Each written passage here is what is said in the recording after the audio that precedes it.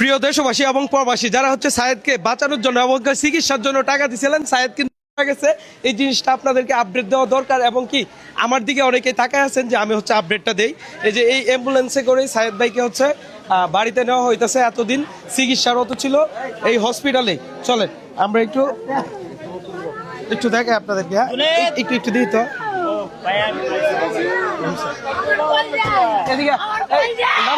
আমরা গাড়িতে লয়ে যাই, আমরা গাড়িতে লয়ে যাই। হ্যাঁ আপা, আমার গাড়িতে পড়ুন, আমার গাড়ি বাসার আপা শুনো, এনে তো ঠিকঠাক করতেন না, এনে কিন্তু কাজ করুন দিত না, এনে ঠিকঠাক দিত না ভাই। হ্যাঁ আচ্ছা আচ্ছা আচ্ছা, কিছু করার নাই, ভালো কাজ করে দেন। আমরা হেনো যাই, হেনো যাই আমার। আচ্ছা আচ্ছা, তাহলে একজন উঠুক দেয়, তাহলে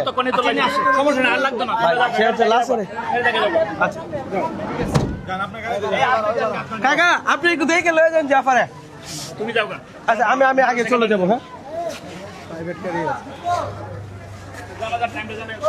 হ্যাঁ কালকে হচ্ছে, আচ্ছা এই ভিডিওতে বলি আমরা হচ্ছে জানাজার টাইমটা আমি জানাবো আর কি, একটু অপেক্ষা করুন। আমরা হচ্ছে তার পরিবারের সাথে কথা বলি।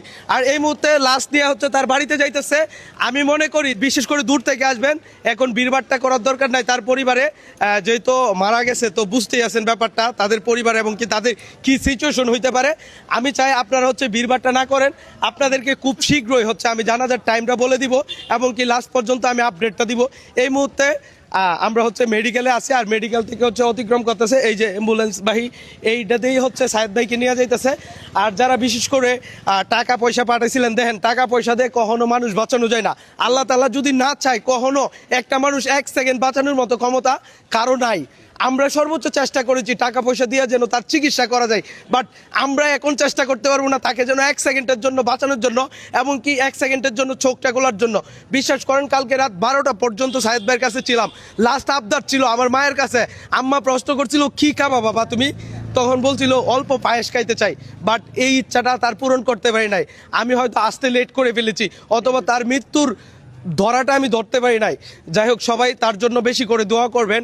আল্লাহ তাআলা কখন কারে কিভাবে ডাক দেয় একমাত্র আল্লাহ তাআলাই জানে। আর যারা বলছিল ভাই রোগ বাণিজ্য করছিলাম, সায়েদ রোগ বাণিজ্য করছিল, তাদেরকে আজকে সায়েদ ভাই দেখিয়ে দিচ্ছে, আল্লাহর ডাকে সাড়া দিছে। এবং কি এই মানুষটাও আয়সা দেখে যাক, যারা হচ্ছে সায়েদ ভাইকে রোগ ব্যবসায়ী বলছিল এবং কি সে হচ্ছে প্রতারণা করেছে, প্রতারক বলছিল। আজকে আমার হাত পা কাঁপতাছে, কি বলে আপনাদেরকে বলবো যে সায়েদ ভাই